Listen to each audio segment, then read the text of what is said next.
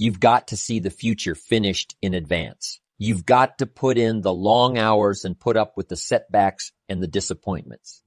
You've got to learn to enjoy the process of disciplines and of putting yourself through the paces of doing the uncomfortable until it becomes comfortable. You've got to be prepared and willing to attack the challenges if you want the success, because challenges are part of success.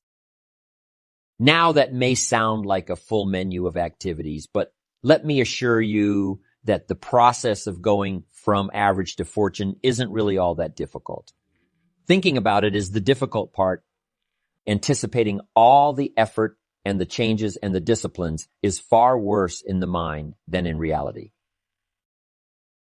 I can promise you that the challenges you'll meet on the road to success are far less difficult to deal with than the struggles and the disappointments that come from being average. Confronting and overcoming challenges is an exhilarating experience. The key to development is to be all that you can possibly be. I don't know what your talents are. I don't know what your skills are, but here's what I probably am right on, that you're behind on an accelerated effort toward your full development. I would suggest that. Now, for some of you, I know that's probably really not true. But even as I look at my own life, because, I'm tempted to procrastinate just like everybody else. I should have written 30 books by now. I've only written 4 or 5. I should have done a lot of things, but I haven't. I got distracted, and all of us, have these challenges. But what could I become? What could I become? I had one of my dearest friends. I've lost him. He died at age 53. One day, and he drank a little too much. David drank a little too much, but he did all kinds of things. He was a builder, and he was a dreamer, and he did a lot of things. But his drinking sort of kept him in a fog for like years and years. About 6 years ago, he was sitting at the yacht club, and he was in a fog, and suddenly it occurred to him, I wonder what I could have accomplished all these years if I hadn't have been in this sort of foggy state. And he said that did it. And the last 6 years before he died, he was free. And he accomplished some incredible things that last 6 years. Being all that you can be and not let habits drag you down. Not let things, sidetrack you from the full development of what you have the capable of being. What all could your heart encompass if you really had the chance and you really had the disciplines and really got to it? What could you really become? What could you earn? How healthy could you really be? How many books could you write? How many poems could you write? So here's what I would ask of you. If you feel that you're a little bit stalled, wherever you are in your progress, I'm asking you to correct that. I'm asking you to see if you can't possibly be on a more accelerated track toward your possibilities and your full development. Here's what life is all about. To become all that we can possibly be. The full development of all of your potential, that's number one. Number two is the wise use of all of your resources. That's what life is all about. Full development. We're all aware that many people feel that we must be careful of focusing on money or affluence or abundance. That in it, or in the pursuit of it, there is danger. We often hear quoted from the Bible, the love of money is the root of all evil. And I do agree. If you make money your love, and you pursue affluence to the exclusion of, or at the expense of, other values of life, you have lost, not won. However, let us consider this question. If you could do better, should you? That's not a bad question. In the time allotted to labor, in the time given to economics, care for family, success, achievement, productivity, the creation of value, the development of skills and creativity, if you could do better, should you? I think that one of the greatest satisfactions of living life to the fullest is doing the best you can with whatever you have. Doing less than your best has ways of eroding the psyche. We seem to be creatures of enterprise. Surely it is the reason for the seasons. The soil and the sun and the rain and the seed all say, "What can you do with us?" The seasons say, Do you have the genius to make something unique of us? Life says, here's the raw material. What splendid things can you produce from all there is? So, go for high productivity, the full employment of your genius, the full development of your potential in all areas of your life, including earning money. That is the essence of life. Make this note. None of us lack the capacity. None of us lack the capacity. We have far more capacity than we have time to take advantage of. I do read a record where it says, all that time ago, some people lived to be 700 years, 800 years, 900 years old. I feel a little shortchanged when I only have the chance maybe to live 70, 80, 90, 100 years. When all that time ago, the record says, some lived to be 700, 800, 900 years.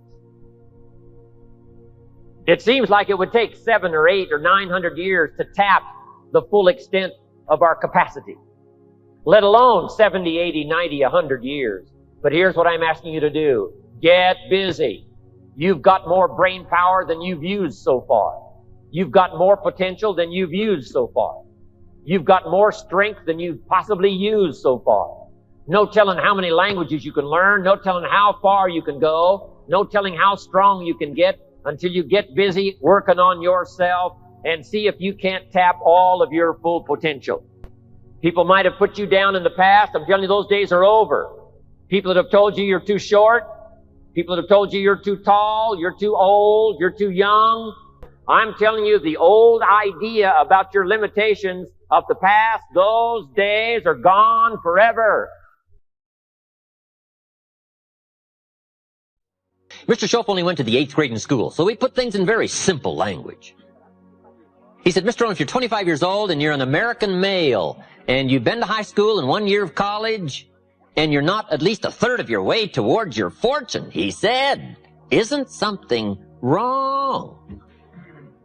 Now, see, I'd never looked at it like that before. As being wrong, he said, something's wrong.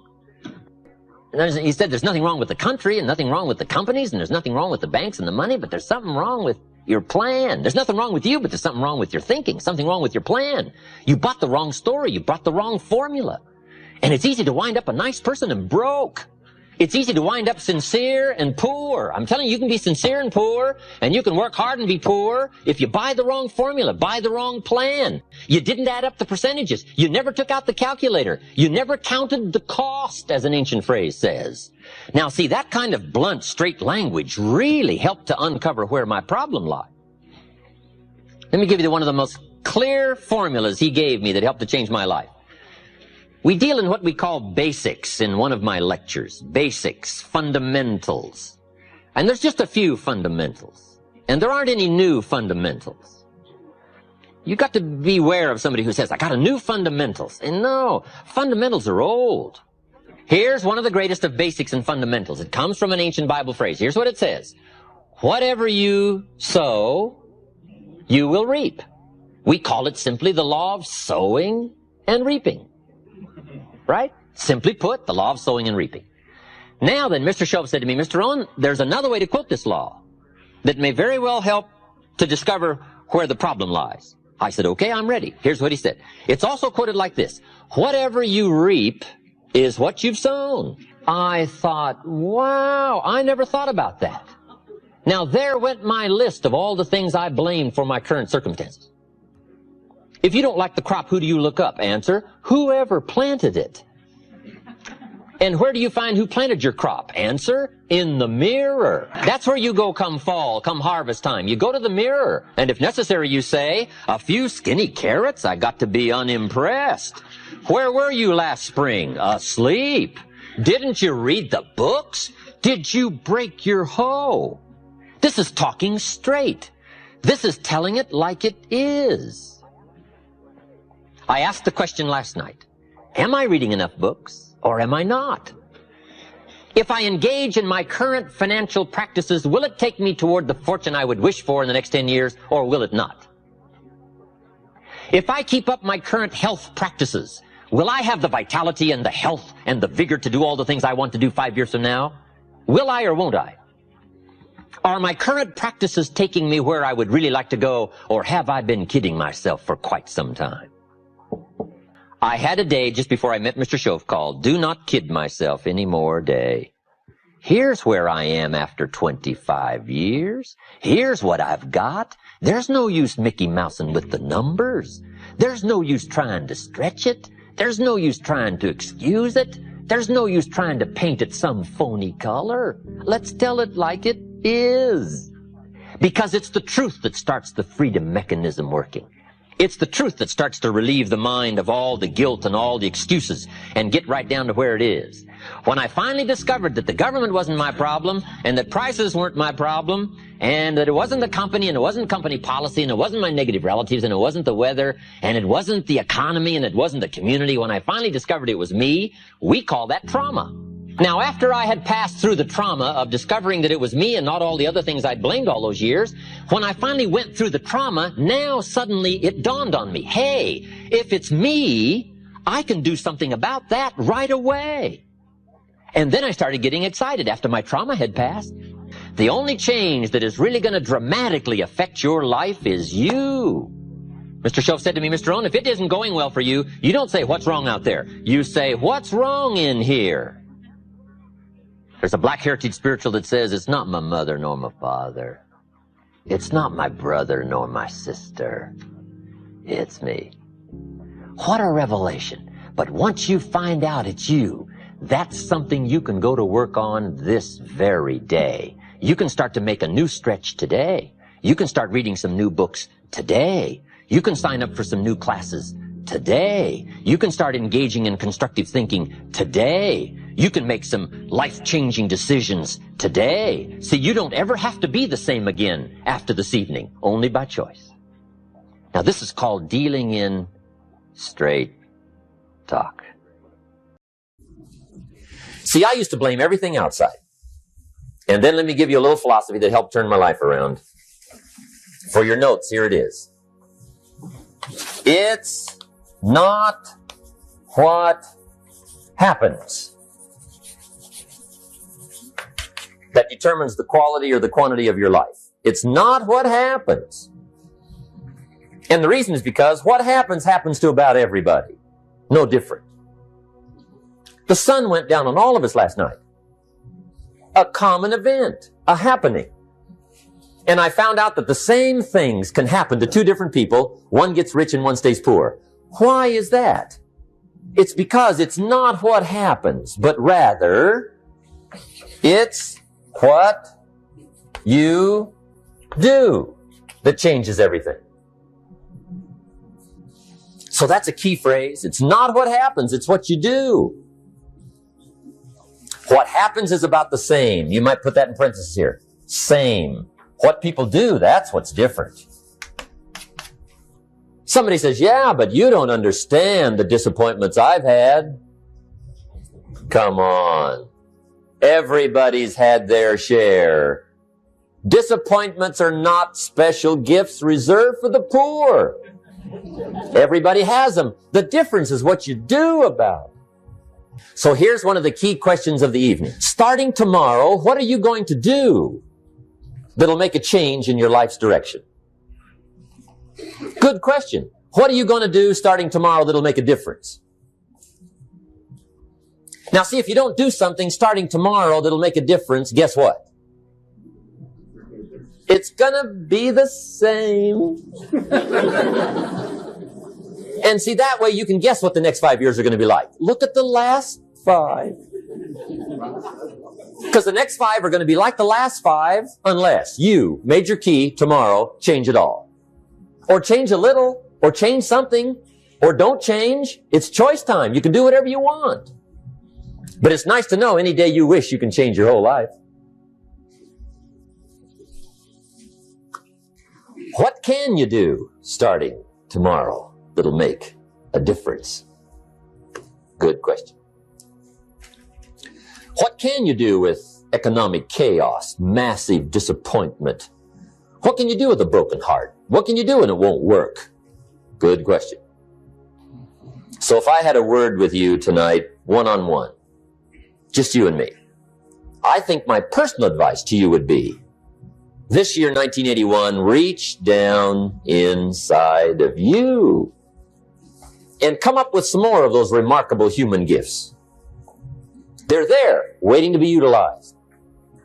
And then change anything for you you want to change. And I challenge you to do that because you can change. If you don't like how it is for you, change it. If it doesn't suit you, change it. If it doesn't please you, change it. If it isn't enough, change it. And I challenge you to do that because you can change. See, you don't ever have to be the same again after tonight, only by choice.